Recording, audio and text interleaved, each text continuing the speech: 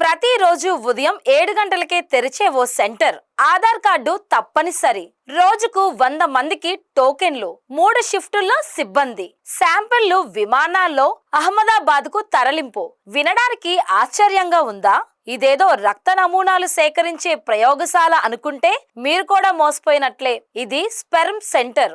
అది గుట్టు చప్పుడు కాకుండా నడుస్తున్న ఇండియన్ స్పెర్మ్ టెక్ కేంద్రం. ఇదంతా సికింద్రాబాద్ లో గుట్టు చప్పుడు కాకుండా నిర్వహిస్తున్న ఇండియన్ స్పెర్మ్ టెక్ భాగోతం.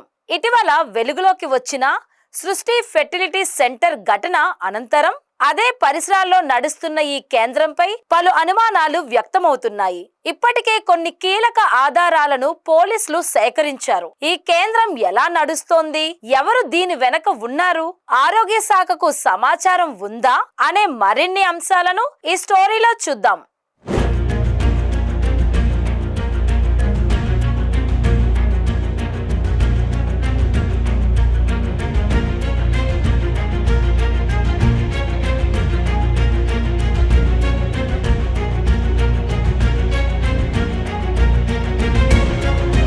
పైన పటారం లోన లొటారం అన్నట్టుగా ఎలాంటి అనుమతులు లేకుండా వీర్యాన్ని అక్రమంగా అహ్మదాబాద్ తరలిస్తున్న ఇండియన్ స్పెర్మ్ టెక్ కేంద్రాన్ని పోలీసులు సీజ్ చేశారు. దీనిపై ఇప్పటికే కేసు నమోదు చేసిన గోపాలపురం పోలీసులు దర్యాప్తు చేస్తున్నారు. అక్రమంగా వీర్య కణాలు, అండాలు సేకరిస్తున్న ఈ కేంద్రంపై ఈ నెల 25న టాస్క్ ఫోర్స్ చేసిన దాడుల్లో చీకటి దందా వెలుగులోకి వచ్చింది. రెవెన్యూ, వైద్యాధికారులు, క్లూస్ టీంలతో పోలీసులు మరోసారి సోదాలు నిర్వహించారు. వీర్యదాతల దరఖాస్తులు, రికార్డులు, వీర్యం, అండాలు నిల్వ చేసిన బాక్సులు, కొన్ని నమూనాలను స్వాధీనం చేసుకున్నారు. ఎటువంటి అర్హత, అనుభవం లేకుండానే టెక్నీషియన్లుగా పనిచేస్తున్నట్టు గుర్తించారు.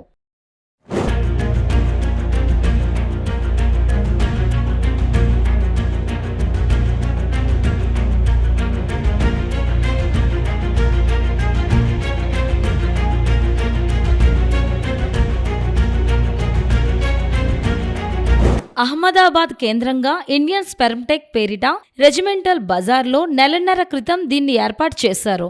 వీర్యం, అండాల దాతలను గుర్తించేందుకు దళారులను నియమించారు. వీర్యదానం చేసేందుకు వచ్చే వారికి తప్పనిసరిగా ఆధార్ కార్డు ఉండాలని నిబంధన పెట్టారు.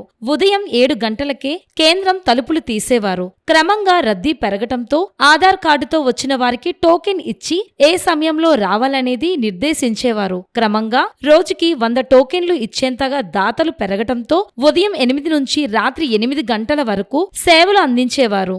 5 నుండి 10 మంది జట్టుగా మార్చి వారిని షిఫ్టుల వారీగా రప్పించేవారు.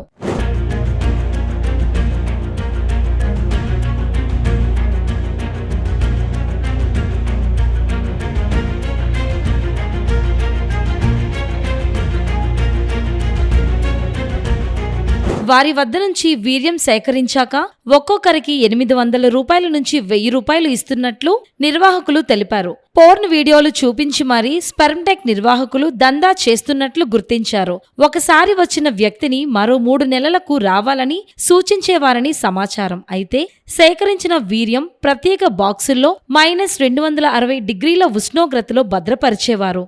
అదే రోజు సాయంత్రం 4 గంటలకు ఆ బాక్సులను వాహనంలోకి చేర్చేవారు. విమానాల్లో అహ్మదాబాద్ చేరవేస్తున్నట్టు పోలీసులు గుర్తించారు. రాత్రి వేళల్లో సేకరించిన దాన్ని మరుసటి రోజు బాక్సుల్లో భద్రపరిచేవారు.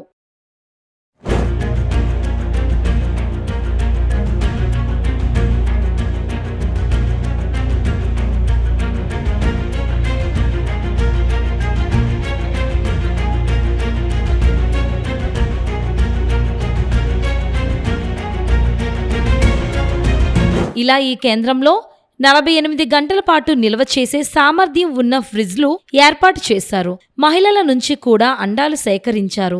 పోలీసుల తనిఖీల్లో వీర్యదాతలు 17 మంది, అండాలు ఇచ్చిన మహిళలు 11 మంది ఉన్నట్టు నిర్ధారించారు. అక్రమంగా సేకరించిన వీటిని నగరంతో పాటు దేశవ్యాప్తంగా పలు ప్రైవేటు క్లినిక్లు, ఫెర్టిలిటీ కేంద్రాలకు చేరవేస్తున్నట్టు పోలీసులు భావిస్తున్నారు. పోలీసులు స్వాధీనం చేసుకున్న రికార్డుల్లో సరోగసీ దరఖాస్తులు, సరోగసీ యాక్ట్ పుస్తకం ఉండటం పలు అనుమానాలకు తావిస్తోంది. ఫెర్టిలిటీ కేంద్ర నిర్వాహకులతో కూడా ఉన్న సంబంధాలు ఉన్నట్టు అంచనాకు వచ్చారు. కేవలం ఇదంతా డబ్బు కోసమే చేస్తున్నారా లేక దీని వెనుక మరేదైనా ఉందా అనే కోణం బయటపడే వరకు వేచి చూడాల్సిందే.